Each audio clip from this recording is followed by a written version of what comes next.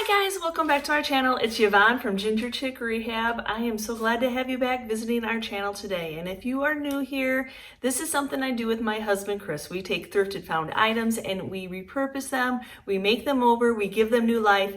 And here on our channel, we share our vision of what we do to these items to get them ready to resell. And we are blessed to have 2 retail booths here locally at a local antique mall.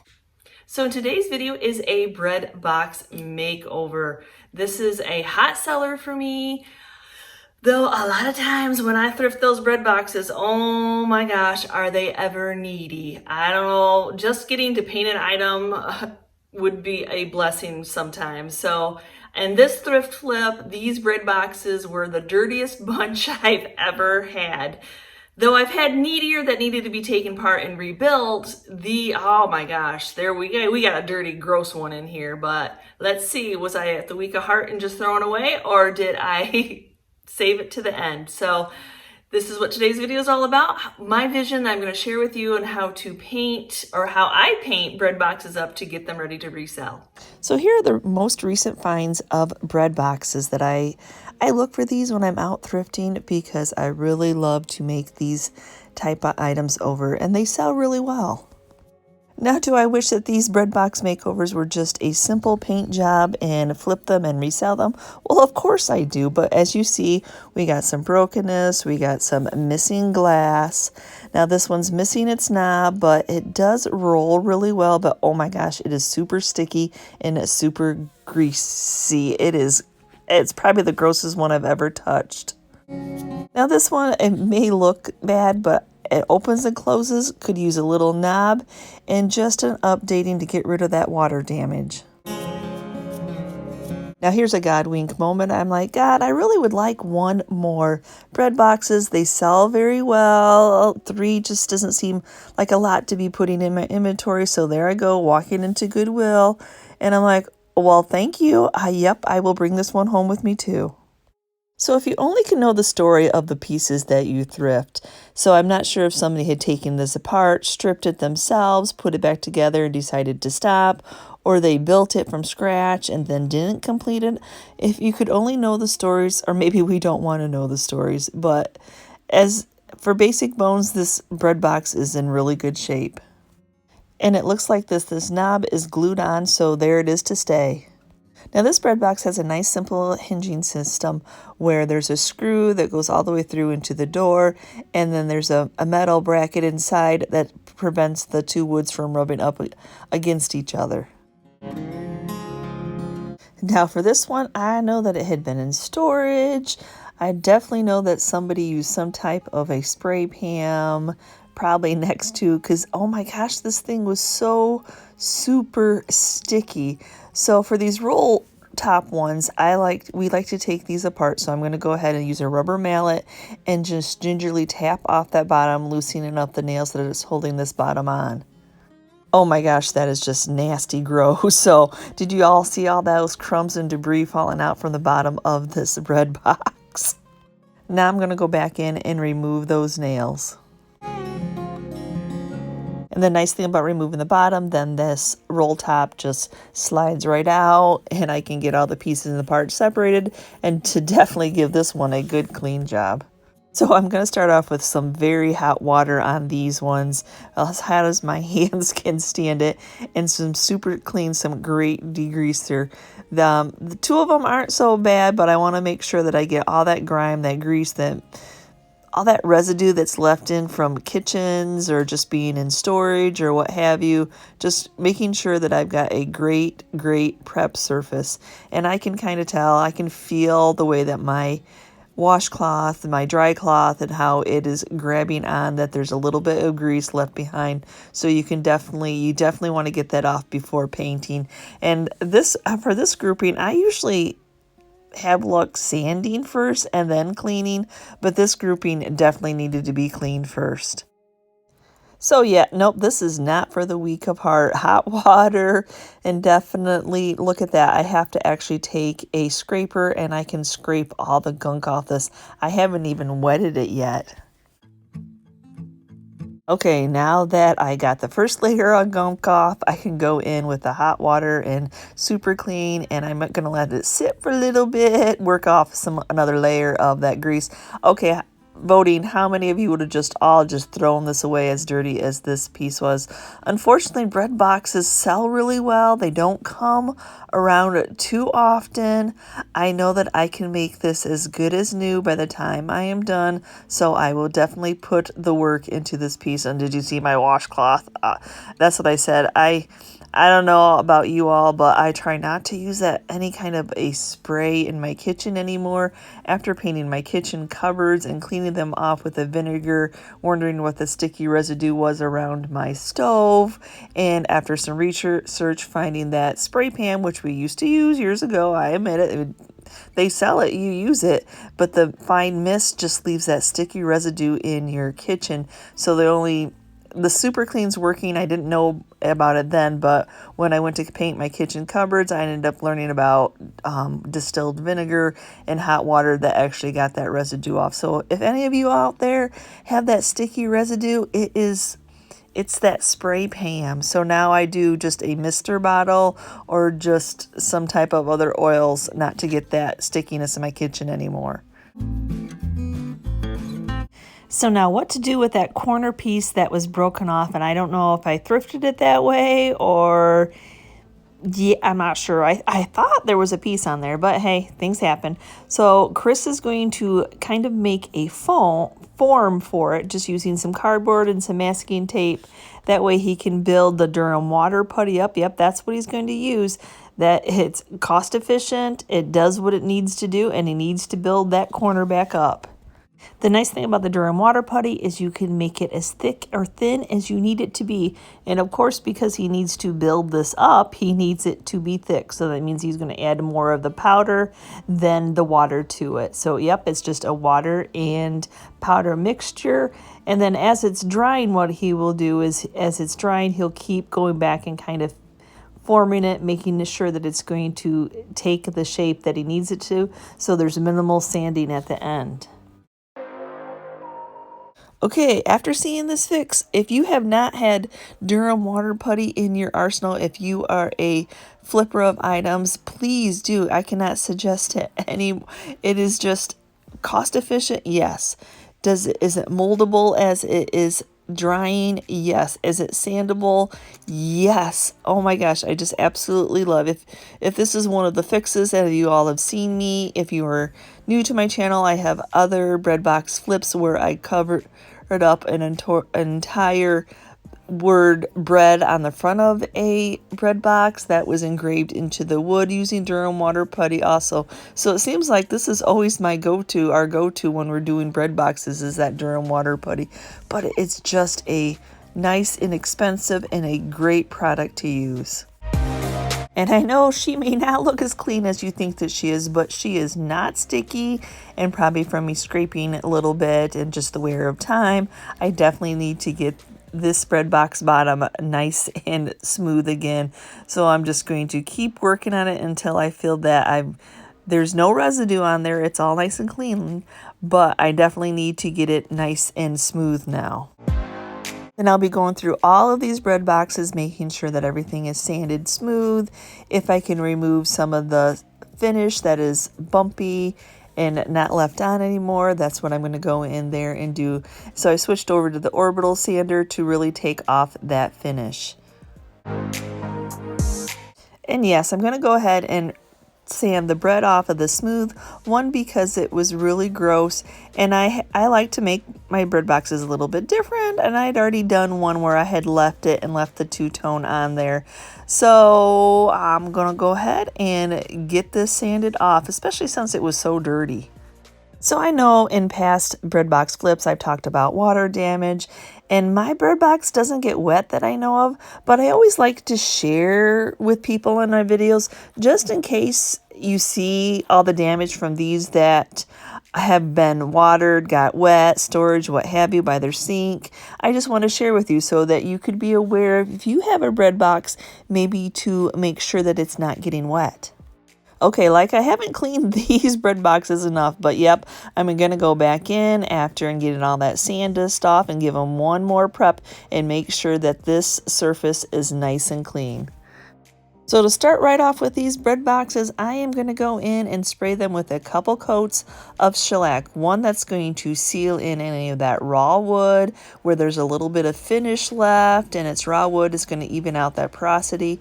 And then it also is going to prevent bleed through. These are that older generation bread box, and a lot of times it'll cause my white paint at the end to be yellow. So I'm just going to start right off with, I'm going to be painting over them, so I wasn't going to take the time. I already had a lot of time cleaning a lot of these. I'm not going to take it down evenly because I'm not finishing it, staining it. So all I did was just sand it so it was nice and smooth, knowing that I was going to seal this wood in using this shellac. And I'm going to let it dry in between coats, and 2 coats total. So even here on that very bottom, you can see where that wood is darker, where water had been soaking into the bottom of this bread box also. And then for this bread box, it was that very raw wood. I need to even out the porosity of where that Durham water putty.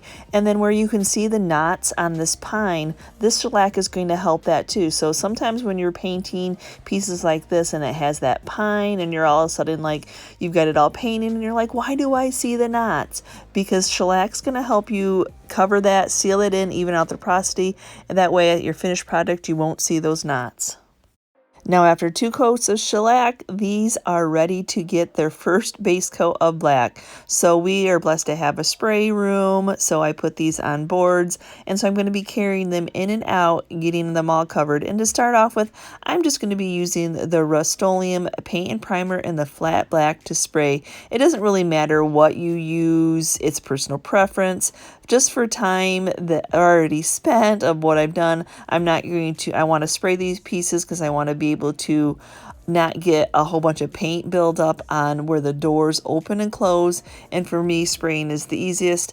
And since the black will cover in 1 coat, I'm just going for the can of spray paint. I could have put it in one of our sprayers, but sometimes time of cleaning up the sprayer isn't really cost efficient. So to start these off with, yep, just the Rust-Oleum paint and primer in the flat black. And especially when it comes to painting the rolling area, this way you can stand that on the side. The spraying of it is a lighter mist. That way you can get in between those slats. Now I am going to go ahead and seal my black in. I just find that this keeps that black in place. Doesn't matter which kind of paint I am using, I always seal in the black before moving on. So I'm going in with just some Rust-Oleum and the clear matte, and I'm going to be painting these white. So this is going to make sure that that black is on there when I go to distress it or paint it. It's not going to turn my white or my lighter color into a monkey mess before flipping these over and doing the same exact thing on the other side.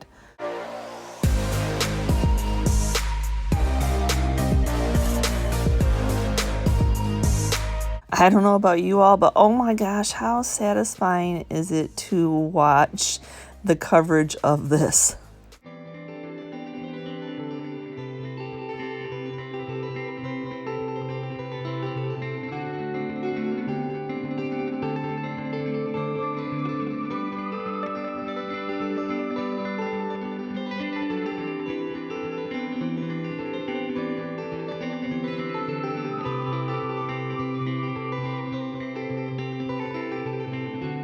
And then, yep, after that had dried, I will seal in the other side also. Now there was just a little bit of hardware on these bread boxes. I got it all cleaned up with Dawn dish soap in hot water, rinsed it well, let it dry, and then sprayed it with Rust-Oleum paint and primer in the flat black. And then after that dried, I'm going to seal it in with some Rust-Oleum in the clear matte. Now all of these bread boxes are going to be painted white, so Chris is starting right off with using our Graco. It's the big beast of a power sprayer, but you cannot beat the coverage and the finish and the time spent. Yep, it's going to take 2 coats because it's white, but using that black as a base coat definitely helps it adhere a lot better.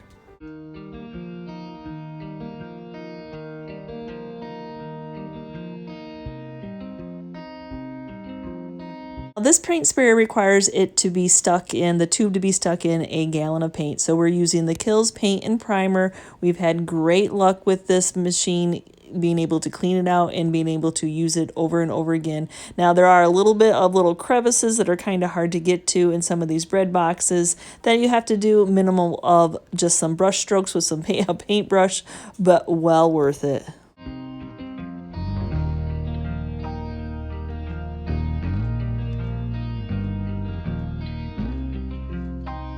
Graco sprayer has different tips that you can buy. It comes with one, but we ended up purchasing a smaller tip that controls the amount of spray that comes out of the sprayer.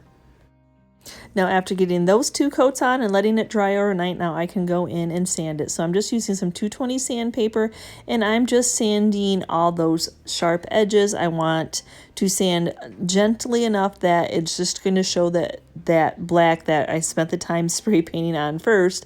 If you want more of the wood to show, then you just rub a little bit harder, and then I'll take that sandpaper over the entire bread box, all the wood, just to get that nice smooth finish.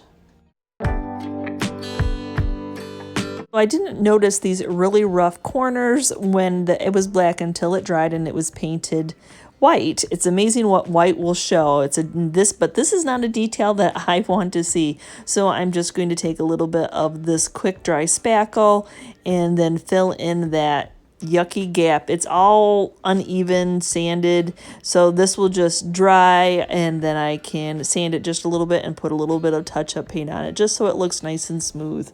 And then you're not gonna have to, it's a bread box, you don't have to worry about any crumbs going in there. When it comes to distressing items, it is a personal choice. We like to show off the details. We spend that time painting black underneath so that the details, like on the bottom of this bread box, pop. So if you want that crisp, clean look, don't sand it, don't distress it. But for us, it's just a look that we like. And now that I've created all that sanding dust, it's time to use the air compressor and just blow it off, especially since it's, the bread boxes are a cubby and it really gets stuck in there. So there, air compressor to the rescue. So in my Dollar General travels of looking for stuff, I ran across this contact paper. Would you look at that? Now, I'm usually a big fan of the Dollar General for $1, and I think this was maybe around the $3 mark. I don't really remember, but I like it. I like that tile work on it. I think it's very pretty. So in some of these bread boxes, I'm going to go ahead and put some at the bottom of it.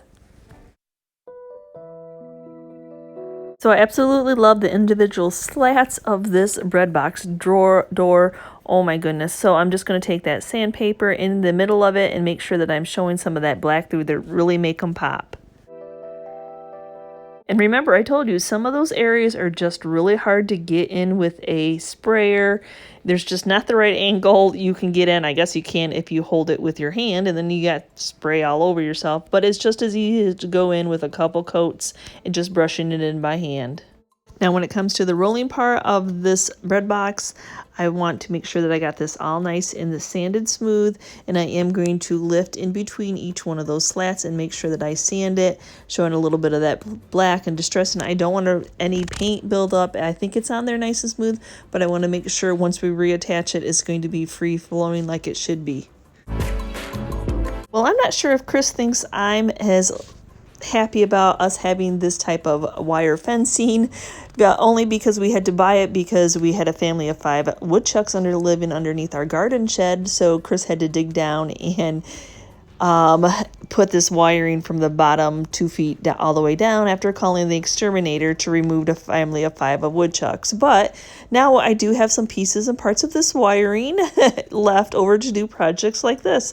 And I absolutely love how you can make those edges nice and smooth like that. So it shouldn't be any sharp edges. Sometimes the chicken wire, I really work hard on trying to get the edges not to be so sharp.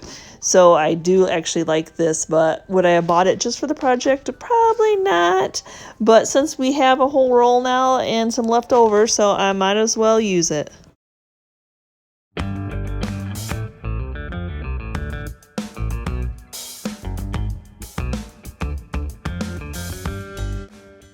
Sometimes when I'm thrifting, I come across the oddest things that I just randomly pick up. I just think sometime they will come in handy, like this piece of galvanized. I don't know what it was used for. It's a random pattern, but on that one bread box drawer, I did not like that handle. I thought it really dated it.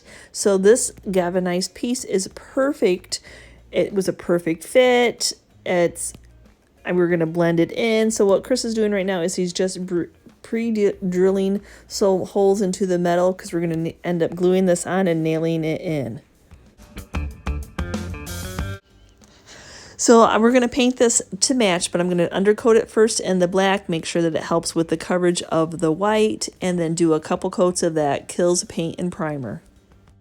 So you see on that door, I could have used Durham water putty. That was an option, but I had this laying around, and I've done the Durham water putty for you all if you're a regular viewer. So why not use this piece of galvanized? You might run across one yourself. So Chris is just gluing this on with some of the Gorilla Glue for a good strong bond, but also going to tap it in with some little finishing nails. Now it's time to start putting some of these bread boxes back together. And for that roll part, Chris is going to go in with some sandpaper, making sure that that's all nice and smooth. Sometimes that raises when you spray them and they've been wet, it raises that wood grain. So he's going in with some sandpaper and making sure that it's nice and smooth first. And then now he's going to go in and just do a dry fit. That means making sure that it's not grabbing, not stopping on anything. It's very free flowing. Then he'll go ahead and just where that rolling part goes, just putting some Varathane finishing wax. That'll just definitely give it a nice slide.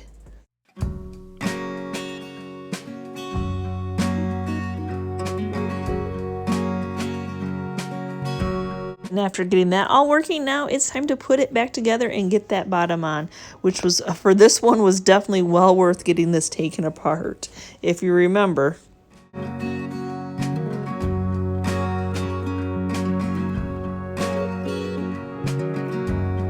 And when I thrifted this one, it was missing its knob. So luckily, as a thrifter, I hoard on random knobs all the time. So Chris is just having to... It would have been one that was just screwed in, so he had to pre-drill a hole all the way through. And this is just a black knob that I'd already had. So now I'm going to go ahead and get some of these waxed up. This is just a final finishing protective coat. As you see, I got those edges on the top of this all cleaned and painted. And you don't want to wax before putting the contact paper in, because the chances of the contact paper not sticking very well, yeah, there's that. Now that I got it all waxed up, I can go ahead and replace the hinges and I just absolutely love, can you guys see how you see that contact paper through that wiring? Oh my gosh, what a God wink moment that I had that wiring. Now, as I'm getting this one all waxed up, yep, I do wax the insides just as much as the outside and the back of this door, but I'm not going to do the front because I want to put a stencil on that later. But now now it's time to replace those 2 screws that help hinge this drawer to stay open and closed.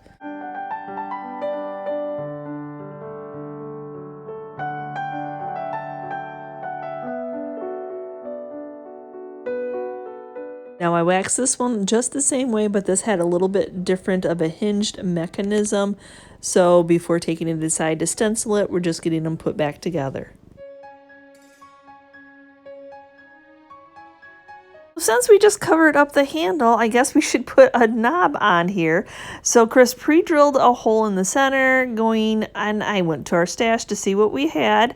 And I actually had a knob that I had bought that had a little applique that went underneath it that I'd bought for a dresser flip that we did, and I thought that was just the perfect to kind of take away from that unevenness of that galvanized tying everything together. But unfortunately the screw had to be inset a little bit to get it to come out on the other side where the knob needed to screw in. So I was in high hopes with this being that little galvanized. I didn't want to try to put vinyl and make a stencil on this. So I had high hopes that some of my IOD stamps would fit this spacing to make out bread. Oh my gosh, guys, I think that it's actually going to fit. I only have that space where I want to keep it on the galvanized piece underneath there, and I think that it just fits. Well, oops, I guess I didn't get that part where I had the lettering all down and I take my flexible mount and I grab those letters off so they're sticking. So now I'm just making sure that they're following a straight line. I may not have had them on there straight. And then I'm just going to go ahead and use the StazOn ink to stamp this on this galvanized. So I'm just making sure that I'm getting plenty of ink on there. I had to turn off the fan. It's summer. I like a fan going, but I didn't want it to dry out my ink too fast. Then also when I was grabbing the letters off with the flexible mount, I was centering it with the knob and centering it on each side, so I know back when I flip it back over that I'm all perfectly centered and I can just put the stamps down.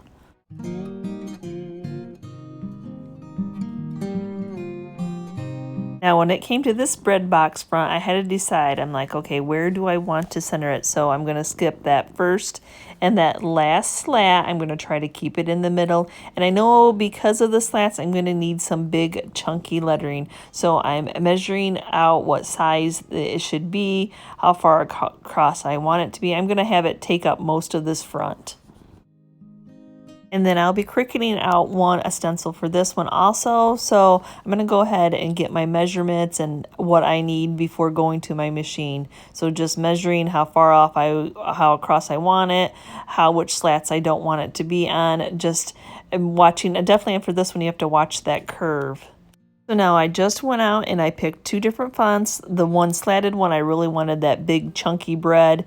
And then for the roll top one, the roll one, I wanted it to just be a nice light airy bread. So I just picked out two different fonts. I can link them below, and I am using the Cricut.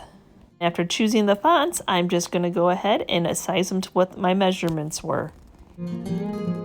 Since I have exact measurements that I'm looking for, I go through and I hit the unlock button, and then I go up to the top and then type in what I want. And I'm looking for, I think, a 10 by 4, 10 by 5, the size that I'm looking for. I just keep doing the up arrow till I achieve the size that I want. And then I will go back in, lock them back up, and then I will attach both of these so they both print out or cut out at the same time.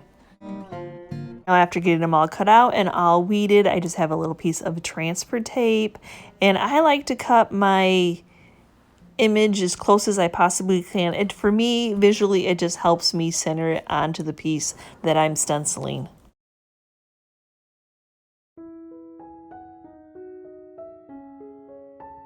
So you all can see what I'm doing on the top. I just put my 2-inch tape underneath there to raise that door up, just to prop it up so you could see it a little bit better. So I'm just going to put my stencil on, double checking my measurements, shifting it where I need it to be, making sure that it's good and leveled as best as I can.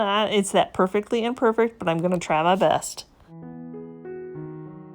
After I believe that I have it all centered on there, I'm just going to take my scraping tool and make sure that I'm adhered, and then gingerly taking off the transfer tape, because sometimes the vinyl's not always as stuck as you want it to be.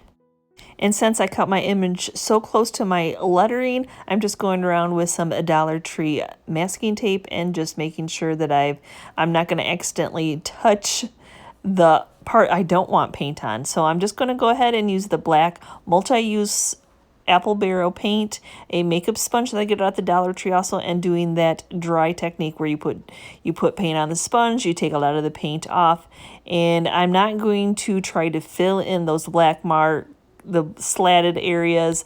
I'm just going to let those be what they will be. A lot of times if you try to fill those in, they end up spreading and making a hot mess. So they are what they are. They are slats. They're beautiful details. So I'm going to go in with 2 coats, just gingerly putting this on. You don't want to put so much paint on that it goes underneath your stencil and makes a globby mess.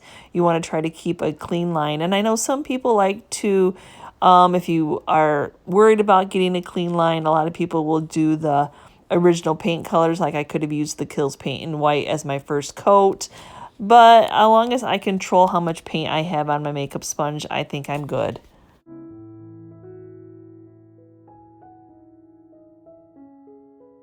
And since I put a thin enough coat on and it's a warm summer day that the first letter is already dried, so I didn't need the blow dryer quite yet to help it dry this. So I'm just going back in with my second coat. Now, but I am going to go in and use the blow dryer before removing any of the tape. I want to make sure every piece of that paint is dry. I don't want to take the chance of getting paint on something else as I'm removing the tape and removing that vinyl.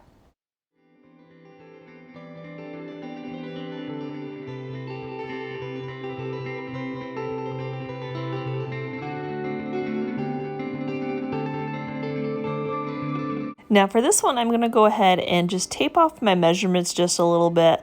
I'm working with a roller here, so I had to actually put a little piece of tape on the bottom just for video. And if I was doing this differently just for myself, there's just a way you have to video. So I thought I'm going to tape this close because it kept opening the door. So I'm just doing my measurements so I know I have a guide of where I'm putting this next stencil. Especially when it comes to this swirly cursive lettering, it kind of throws my eye off a little bit. It's not necessarily a straight line, so the tape gives me a little bit of guideline of where the swirls are and what my sizing was.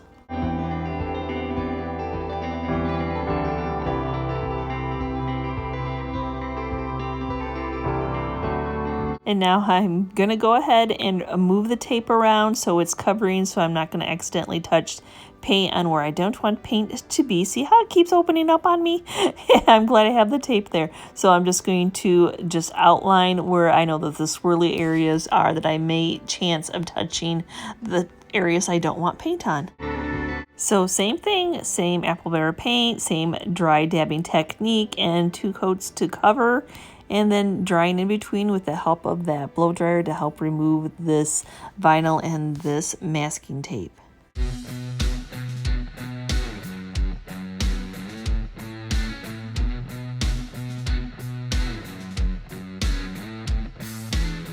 Now I'm just going to go ahead and do a little bit of sanding just to distress a little bit, take off that really crisp black. This is a lot of lettering on the front of this that you can just see right away. So I'm just going to go ahead and take some 220 sandpaper and just sand it lightly. I'm not pushing hard.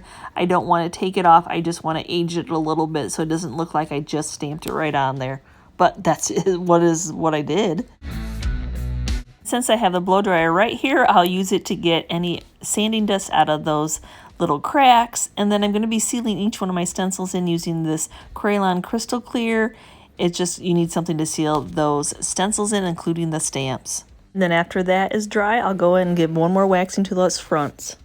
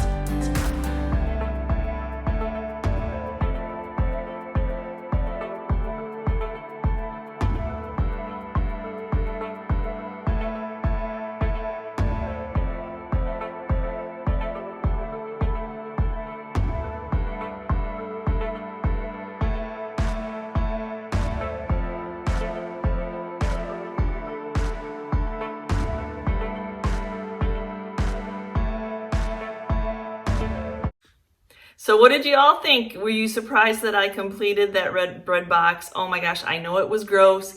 I know it was dirty. It was washable. My hands are washable. My body's washable.